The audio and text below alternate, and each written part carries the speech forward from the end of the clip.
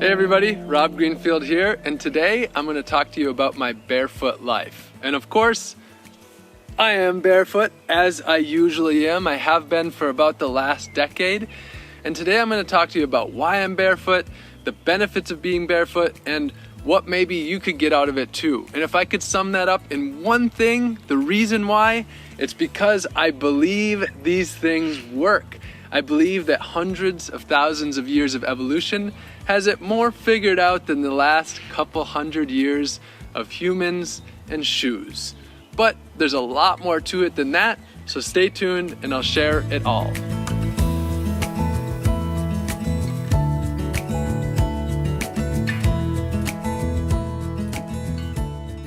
So I haven't always been barefoot. I have to be honest, I think always there's been a little bit of an interest at least. Even when I was in high school growing up in northern Wisconsin with frigid cold winters, I seem to remember trying to go outside barefoot, and I seem to remember going to parties in college in my sandals, even in the middle of winter. So it's always been a part of me. But it wasn't until my early 20s, I was in New Zealand and Australia, and I had a mentor. I was doing a study abroad program, and this guy, his name's Gary. He's from Tasmania, a pretty wild guy, and we'd be climbing over mountains on our hikes, and this guy would be doing it barefoot. Everything we were doing, whether it was climbing or hopping over rocks or walking through town, this guy was barefoot. And I saw that, and it just intrigued me. And I thought, hey, if Gary can do this, then I have to be able to as well. So I started to take my shoes off and walk with Gary. And at first, maybe I'd only make it a half mile or a mile, but pretty quickly I was making it a little bit more and a little bit more. And that's what I did. I started off small and built it up and built it up. A few years later, I remember I was in Northport, New York, and there was a 10K, the Cow Harbor 10K, and I had never run a competitive 10K, that's 6 kilometers. I'm not really a competitive person, but I decided, hey, I'm going to do this, and I'm going to try to do it barefoot and see what happens. So I started out in the back of the pack thinking that I would be pretty slow with everybody else having shoes and wanting to take it easy, and I started out and I just found myself passing dozens and dozens and then hundreds and hundreds of people, and I finished the race in about 44 minutes, I think it was. It was the fastest that I've ever ran, really one of the fastest I've ever ran in my entire life, and it was barefoot.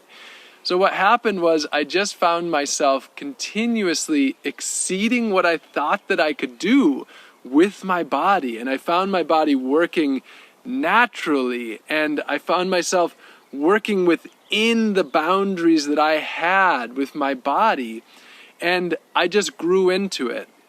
Now, a lot of people, they can understand walking barefoot, at the beach or maybe in a nice field or hiking in a, smooth place, but I go barefoot pretty much everywhere, even in the streets of New York or in the alleys. I'm generally always barefoot. Now, I put on shoes sometimes, of course, especially when I'm visiting colder climates, but generally, my goal is to try to be barefoot as much as I possibly can. So, being barefoot for me is definitely about freedom. I get a great sense of freedom from being barefoot, but it's about so much more than that. For me, it's about allowing my feet to do what they've been designed to do. So there's a couple of things that I want to talk about that I'd like you to think about. First of all, let's talk about the modern shoes, and we'll start with arch support. So arch support, this is your arch right here, and the idea of arch support is it supports that arch. Now, the problem with that, if you've ever broken a bone and had to wear a cast or know a friend who has, what you've seen is that by not using something, it atrophies. And the problem that I see with arch support is when you support the arch it doesn't have to do its job anymore and it atrophies. So these modern shoes actually can create weaker feet, and it's not just the arch, it's the muscles, it's the ligaments, and it's the tendons. Our feet have a higher concentration of muscles, ligaments, and tendons than many parts of our body. And wearing these shoes that give that support actually allow for the feet to not have to be strong and not have to be able to do what they naturally do. Now, it doesn't just end at the feet though. Of course, we know everything about us is intricately connected. It's very easy to remove things and say, this is your eye and that's your foot, and it has absolutely nothing to do with each other. But of course, we know that's not true. Everything is intricately connected. So when your feet aren't working in that natural way and you have that support, that can throw off your legs, it can throw off your lower back, it can throw off your back. And so these shoes can actually cause not just foot problems, but problems throughout your whole body. So for me, being barefoot is it's about allowing my body to work as it has been designed over hundreds of thousands of years. Another thing that's really special about the feet is the feet have more nerve endings in the bottom of our feet than most other parts of our body. I have to imagine that the lips would have more nerve endings, for example. They're so sensitive. But of all the places of our body, this has one of the highest concentrations of nerve endings. Now, why would that be? Why would that be the case if they were designed to just be stuck inside of a foot? My belief is that the shoes cut off the body's ability to receive information. So when I'm running barefoot and I'm walking barefoot, my body is able to receive all of that information and have me be more connected to my surroundings, more connected to the earth that is underneath me. And I believe that cutting off those nerve endings can have very meaningful implications as well. There's something that happens when you start to let those nerve endings do their job, and this is a part of being barefoot, and that is that you develop calluses. So I like to say that it might appear that I'm not wearing shoes, but in a way I actually am. They are a naturally built-in sole right to the foot. So my sole is very thick, and I can if I step on thorns, for example, most of the time they just go in a tiny way, not even to the sensitive part, not to the part that hurts because the callus has been built over it. So I'm able to step on little pieces of glass, for example, which I do sometimes, and it generally goes into the callus and doesn't go deep in. So a lot of people worry about these things like that. People always say, well, doesn't it hurt? Don't you get injured? Well, first of all, you build it up over time. If you've been wearing shoes for decades, it takes you time for your feet to reliberate and become a part of the land. But also, again, just remember, these were designed to function in the first place. A lot of, I think, shoe industries today are multi-billion-dollar companies. This is a huge industry. Do you really think that the way they design everything is always for the best interest of our feet and our health? Or do you think that money may play a large role in the way they do things? There's actually studies out there that show that once shoes get above $100, you actually see more injuries. And that's the next big part that I really want to talk about, and that is that by being barefoot, what I've found is that I'm actually able to stay within my boundaries. Think about this for a second. Our shoes are designed with absorption, shock absorption in them. You see on these commercials how it shows the perfect shock absorption. Okay, I'm not a very good impersonator. But where do we see the most knee replacements and hip replacements? It's from sports like basketball, like tennis, like track and field on concrete, where people are wearing shoes and just pounding their feet down. So by being barefoot, what happens is I am required to take that impact naturally. I use my legs and my feet to step down and jump down in a way where I take that impact in. But what happens with the modern day shoes is they allow us to really hit down hard, and it does take some of that impact, but not nearly enough. So what I've found is that the modern day shoe actually allows me to go beyond the natural limitations of my body and allows me to injure myself even more. So like I said, I've injured my feet a few times, but the injuries that I've had are minor compared to the long-term damaging injuries that you see in this societal way of just allowing ourselves and pushing our bodies beyond what they're actually capable of doing. So being barefoot forces me to stay within my body's capability. Now, speaking of forcing me to do what my body is designed to do and what I want to do, being barefoot also keeps me out of places that I don't want to go. You know the sign, no shoes, no shirt, no service. Well, a lot of places won't allow me in barefoot. One of those places is bars. I don't really want to drink very much. I don't really want to go to those places. So being barefoot actually prevents me from going to those places even when I might slip up and go to them, because I'm often out and about with no shoes at all. So being barefoot just kind of keeps me outside and keeps me, if I'm not outside, in more chill places, the places that I want to be, rather than in shopping malls and consumeristic places and bars. So being barefoot really just kind of forces me to live the life that I actually want. Another thing that being barefoot does is it forces me to slow down. I have to pay attention to where I'm going. With shoes, you can just plow over everything and not have to think about the ground beneath your feet. But whether I'm walking or I'm running, I mentioned that wearing shoes really connects me to my surroundings because I have to look where I'm going.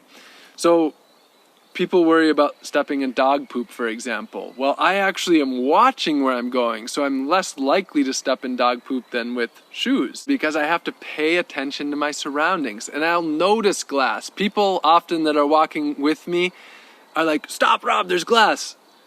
I know there's glass. I'm the barefoot one. I have to pay attention to that.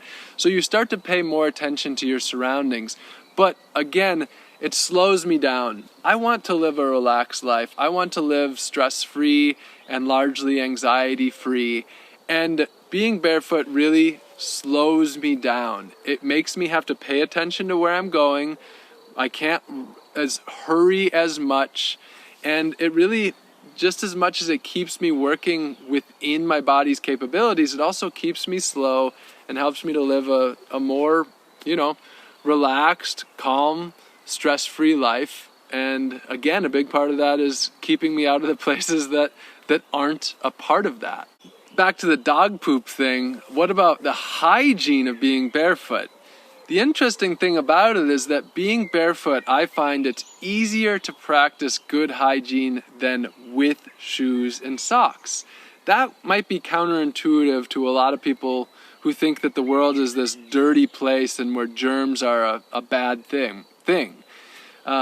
That's a whole nother thing to go into, and that I have gone into in other videos.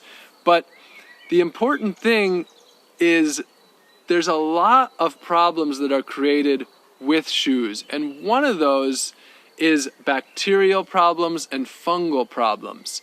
Think about this for a second. Where does fungus grow? It grows in damp, dark places. If you have a wall that's in the blazing sunlight, that's not where bacteria and fungus grows. It's going to grow on the shady side of the house where it's cooler and where it is moist. So with feet, where is fungus going to grow? In damp socks inside shoes where it's dark and moist, or on feet that are exposed to fresh air and sunlight? Athlete's foot and foot fungus is a product of stuffing our feet inside of damp shoes, damp socks. Being barefoot prevents that fungus and prevents athlete's foot. So it's actually, being barefoot is a form of good hygiene. As far as the dirt and stuff that gets onto the bottom of the foot, well, it's a wet day today, so you can see that there's dirt on the bottom of my foot. But the thing about being barefoot is I actually pay a close attention to my hygiene. My feet are very important to me. If I was wearing shoes, I could easily leave dog poop on the bottom in those crevices. But if I'm going to get something on my foot, I'm going to wash it off. So being barefoot actually creates naturally good hygiene. Another part of that is exfoliation. You see a lot of people's feet who has just so much dead skin on it and these toenails that are just gunked up. Well, walking barefoot is a natural exfoliation. In fact, my favorite way to exfoliate my whole body is to go to the beach and just use sand to rub my body. But my feet are being exfoliated constantly. So it builds up the callus as needed, but it doesn't hold on to all the dead skin. So it's another form of good natural hygiene. A couple more things. One is minimalism and money and sustainability, wrapping all those things together. So minimalist wise, some people have dozens of pairs of shoes. The average person, I don't know, might have a dozen pair of shoes. Sustainability wise, that's extremely destructive to need so much. For me, this is about saying, I don't need so much. I'm a human being with a human body, and I can exist without so much of a need for such a large amount of modern produced stuff. Now, companies like Nike tell you that you're supposed to replace your shoes every 500 miles. That creates an incredible amount of garbage and pollution, but it also burns a lot of money. My goal is to live with very little money, and my bare feet are definitely a representation of that. I've had 2 pairs of shoes for the last about 4 years. So you can imagine just how much less money I spent, how much less trash that I create, how much less dependent that I am on this industry that I see as a destructive industry. And of course, as I said, being barefoot keeps me out of the shops. So I can actually spend a lot less money in that way. So those are some of the reasons that I'm barefoot. Those are some of the benefits that I've seen from it. And those are just things that I think are worth thinking about. And it's not about, any form of being dogmatic and doing something 100% of the time. My goal is to work with the earth, to tread lightly on the earth, to enjoy my treading on the earth and be connected to it. And being barefoot as much as I can does that. If I'm in cold climates, again, I wear shoes, but if it gets up to 50 degrees Fahrenheit, 10 degrees Celsius, on a warm day, I'll try to get out, especially even the blacktop can be warm on days like that. So I do what I can to be barefoot as much as I can. If it's cold outside, at least I can be barefoot at home and giving my feet that fresh air and that connectedness. If you are interested in walking barefoot and connecting to the earth in that way, then I recommend starting somewhere. You have to start with where you are and who you are in the place that you are in. That is what you have to do, is embrace the situation. So start walking barefoot, maybe just around your yard, then maybe around the block, then maybe walk a mile, then go for a walk in the woods. And you can start by walking in the easier places, the places that are smoother and softer, rather than starting on, really difficult gravel, for example. So start where you are, start small if it's your desire to walk barefoot. At the very least, remember to question these basic things, question these industries that we know their ethics are flawed, and just go deeper with these things. So I hope that you got a lot out of that. At the very least, just thinking about it, thinking about the evolution of our feet, and thinking about the very basic thought of what's got it better figured out. Hundreds of thousands of years of evolution, or Nike in the last 100 years. My bet is on evolution. Thank you all for tuning in. I love you all very much. Make sure to subscribe if you haven't and you want more content like this. Invite your friends and share this video with anyone you think would benefit. And go ahead and comment if you have questions. Last, make sure you go to robgreenfield.org/barefoot, where I share more information, links to details, and my story as well. All right, love you all. See you soon.